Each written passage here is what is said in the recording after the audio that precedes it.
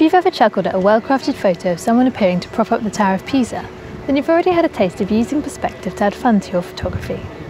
There are hundreds of ways to be creative with forced perspective, as it's known, but I'm going to look at some of the easiest and most common optical illusions you can create. It's not a difficult effect to shoot, but it does take time, planning and patience to set up a shot that looks really believable. The key to a great false perspective photo is to trick the eye of the viewer into thinking that two objects that are far apart appear to be the same distance from the camera, and therefore making one of them much smaller than usual. You'll need to think carefully about where you take your photos. The bigger the space the better, and you need a clear horizon to compose the shot, so a park is ideal. I've come with my friends Holly and Claire to Brandon Hill. This spot is perfect as there's a wide open space to experiment with, as well as a tower we can use to get a classic leaning shot. Be careful that there are no extra elements in the shot, such as other people passing by, which could ruin the effect. The other crucial factor is ensuring that both your subjects, in this case Holly and the tower, are both in focus, so set a small aperture.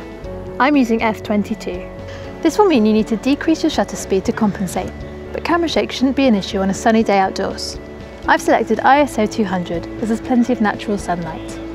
Once you've got your settings fixed, the tricky part is making sure your subjects are perfectly aligned. If they're slightly out of kilter, the whole effect is lost. When your two subjects are lined up perfectly in your viewfinder, focus on a point between the two subjects to maximise the depth of field and shoot. Check carefully that both elements are sharp on the back of the camera and try a variety of poses to ensure you get a great shot. Once you've had a go at the basics of forced perspective, get creative with accessories and have people interact with each other too. Here, Holly is using an enormous looking watering can in the foreground to drench Claire. Forced perspective doesn't have to be silly, of course. There are beautiful ways to play with it that create art print style shots. I'm using a rose head in the foreground of this shot to act as Holly's skirt in this dancer style pose, and I'm using a wider aperture of f5.6 to knock Holly in the background out of focus for a really pretty final effect.